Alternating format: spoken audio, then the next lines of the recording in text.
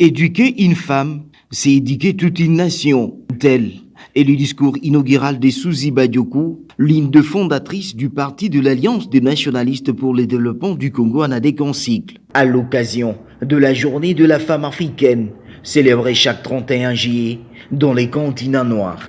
Approchée par la rédaction d'Amen Télévision, cette femme de grande énergie estime que la femme africaine, malgré le multiple dégâts dont elle est victime, n'a pas baissé le bras pour payer le prix. La femme, ce n'est pas pour rien que l'on dit souvent que éduquer une femme, c'est éduquer toute une nation, parce que c'est la femme qui est vraiment le socle d'une nation.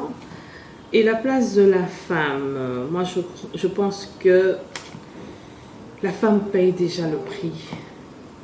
Elle paye le prix de tous les dégâts causés dans le monde. C'est l'être le plus exposé, la femme et l'enfant.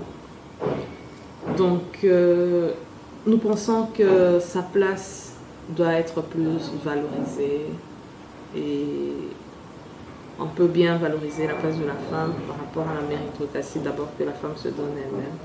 Dans notre parti, nous ne sommes pas là pour les favoritismes, non. Nous, c'est vraiment la méritocratie. Donc, si vous méritez et vous travaillez, vous avez votre place au sein de l'ANADEC. La femme congolaise ne joue pas de toute sa liberté parce que c'est vrai que l'ennemi de la femme, c'est la femme elle-même, d'abord, premièrement, ça je dois le dire. Pourquoi? Parce que la femme peut être élevée, la femme peut vouloir briguer des grands mandats, la femme peut être candidat député, mais il y aura peu de femmes qui vont l'élire. Les femmes ont un grand combat, c'est d'abord les autres femmes qui combattent, parce que l'option de dire que la femme peut être élevée aujourd'hui, et nous l'accompagnons toutes pour qu'elle arrive dans des grandes instances que l'on retrouve dans beaucoup de pays africains, beaucoup de femmes. Suzy Badioko, à la fin de son intervention, appelle ses coéquipières à fournir les efforts et consentir le sacrifice pour accompagner d'autres femmes dans la lutte. Donc, les femmes doivent faire des efforts pour s'accompagner, pour accompagner l'être femme. Parce que la femme s'est déjà beaucoup battue. Vous avez vu dans le monde, il y a des femmes qui se sont battues seules, comme Kipangvita. Nous avons l'exemple au Congo, nous avons maman Kipangvita qui s'est battue, qu'on a brûlé vive avec un enfant. Donc pour nous, c'est déjà un grand pas pour la femme congolaise. En Afrique, nous avons vu des femmes qui ont combattu à côté de leur homme. Par exemple, le Winnie Mandela, c'est à côté de Mandela, un grand homme d'État. Bon, le plus grand conseil que moi je peux donner à la femme africaine et congolaise, c'est d'oser. Les femmes doivent avoir l'audacité.